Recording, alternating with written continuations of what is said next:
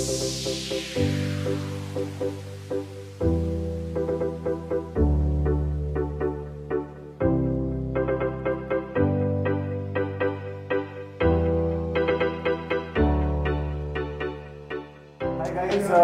Welcome to all of you. और जैसा कि आप सब जानते हो कि हमने आपको बताया था कि हम आपको इंडिया के नंबर 1 स्पिनर कुलदीप यादव से आज मिलाएंगे। तो कुलदीप मेरे साथ हैं। Kuldeep, thank you sir. Very warm welcome to you. Thank you so much.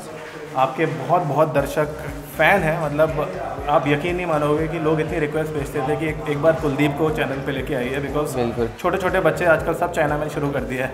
तो कुलदीप, हम आपसे जानना चाहेंगे कि आप अपनी क्रिकेटिंग जर्नी दर्शकों को बताओ कि आपने स्टार्ट कैसे किया और किसने वो आपका टैलेंट आइडेंटिफाई किया। बिकॉज ग्रास रूट से वो जो जर्नी रही है उसके ऊपर दो शब्द। मुझे इतना क्रिकेट में कोई शौक नहीं था, टू बी वेरी ऑनेस्ट। मेरे डैड ने मुझे क्रिकेट खिलाया, मुझे एकेडमी में डाला। फिर I use to be a fast bowler. उसके बाद मेरे कोच कपिल पांडे सर ने मुझे देखा और उन्होंने मुझसे स्पिन करने के लिए बोला। तो जो मैंने फर्स्ट 4 बॉल डाली थी वो चाइना में थी। तो मुझे उस टाइम मैं 10 या 11 साल का था, उतना मुझे पता नहीं था क्या होता है। मैंने ऐसे पकड़ा, ऐसे फेंक दिया, वो चाइना मैन था। सर को लगा कि इसके पास ये टैलेंट है, तो उसी पे मैंने फिर वहाँ से वर्क करना स्टार्ट किया। उसके बाद स्टेप बाय स्टेप स्टेट के लिए खेला, अंडर 15, 16, 19। उसके बाद ये से प्रोसेस। ये जो आपने बताया कब की बात है, उस वक्त क्या उम्र थी आपकी? मैं उस टाइम जब मैंने स्टार्ट किया तो मैं 11 साल का था। और 11 साल में एक नेचुरल मतलब एबिलिटी थी, गॉड गिफ्ट। और गॉड गिफ्टेड थी ये। बहुत अच्छी बात। तो जैसा कि आपने देखा और आपने सुना कि ये एक नेचुरल टैलेंट था जिसको डेफिनेटली आपके कोच कपिल उन्होंने आइडेंटिफाई किया और उसके बाद कुलदीप ने अपना आगे जाके मुकाम बनाया। तो कुलदीप, मतलब बहुत सारे बच्चे आज की तारीख में ग्रास रूट से निकल रहे हैं, तो आई थिंक उनके लिए बहुत बड़ी मोटिवेशन होगी कि किस तरह से उन्हें आगे खेलना चाहिए। तो एक अच्छा कोच डेफिनेटली बहुत हेल्प करता है, पर आपके पास एक नेचुरल टैलेंट होना चाहिए। बिल्कुल। और किसी भी यंगस्टर के लिए बहुत इंपॉर्टेंट अपने आप पे बिलीव करना, क्योंकि जब मैंने स्टार्ट किया था तो ऐसी कभी परिस्थितियाँ आती हैं आपको, फिर आप धीरे धीरे सीखते हो, मैच्योर होते हो, कोई चीज़ें आती हैं। तो मेरी लाइफ में भी बहुत सी चीज़ें आई जहाँ से मेरा सिलेक्शन जब स्टेट के लिए नहीं हुआ था, मुझे फिर वो ड्रॉबैक था मेरे लिए। फिर मैंने और मेहनत करना स्टार्ट किया वहाँ से। फिर मेरा एम था कि मुझे स्टेट के लिए खेलना है। तो ऐसी चीज़ें आई जिसने मुझे मोटिवेट किया और अचीव करने में वो बहुत बड़ा इंपॉर्टेंट रोल किया। प्लस तीसरी चीज़ मेरे लिए, मेरी लाइफ में क्रिकेट के अलावा कुछ भी नहीं था।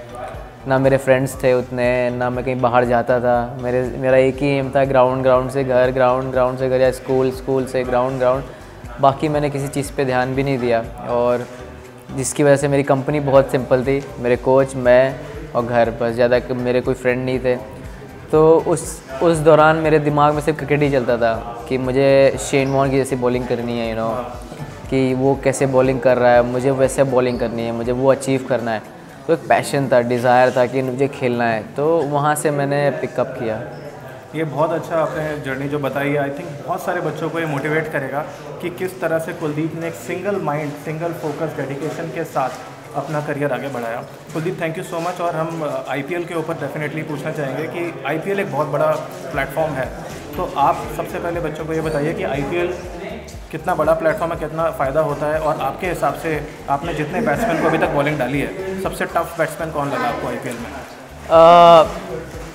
आईपीएल बहुत बड़ा टूर्नामेंट है, one of the toughest league मैंने खेली है। और आपको आईपीएल के लिए ज़्यादा सोचना नहीं चाहिए मेरे हिसाब से। आपको हमेशा सोचें कि आप टेस्ट क्रिकेट कैसे, रेड बॉल से आप कितना अच्छा बॉलिंग कर सकते हैं। किसी भी यंगस्टर के लिए इंपॉर्टेंट है कि वो ड्रीम करे कि मुझे इंडिया के लिए खेलना है। आईपीएल एक ऐसा प्लेटफॉर्म है जो प्लेयर बनाता है, जिससे परफॉर्मेंस है वो, जो आपको जो प्रेशर हैंडल करने की सिचुएशन जो आईपीएल में आती हैं, वो आप उस आईपीएल में करते हो तो उसके बाद इंटरनेशनल खेलते हो तो इंटरनेशनल में वो प्रेशर फील नहीं होता उतना।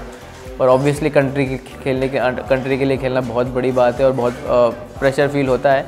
पर at the same time IPL एक ऐसा प्लेटफॉर्म है जो आपको वो सब चीज़ें से सिखाता है। और मेरा यही है कि मेरे हिसाब से आईपीएल में सभी एक से एक धुरंधर प्लेयर हैं, और आपका दिन अच्छा ना हो तो सभी आपको मार सकते हैं या फिर आपको कभी भी टेक ऑन कर सकते हैं।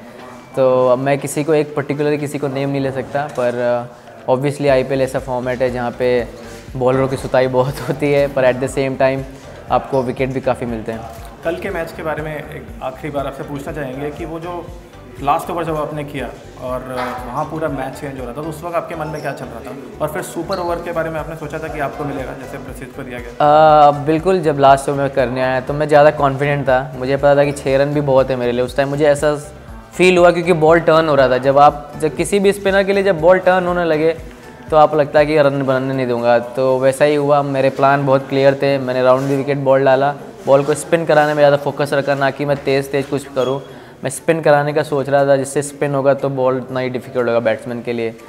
तो जब सुपर ओवर की बात आई तो प्लान था मैं और प्रसिद्ध में कोई एक डालेगा, पर डीके पर शायद से उस तरफ की बाउंड्री बहुत शॉर्ट थी, या प्लस कुछ लगा कि स्पिनर पे शायद पड़ भी सकते हैं, चांस है। पर मैं कॉन्फिडेंट था, मैंने बोला था कि मैं डालूंगा सुपर ओवर। पर डीके भाई को लगा कि शायद फास्ट बॉलर एक अच्छा ऑप्शन रहेगा, और बहुत अच्छा प्रसिद्ध ने लास्ट ओवर में अच्छी बॉलिंग की, 10 रन दिए, which is really commendable, you know.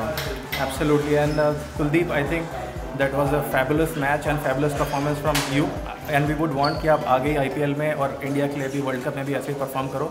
We wish you all the best, Thank you so much, sir. Thank you so much for your time. Thank you, sir. Thank you.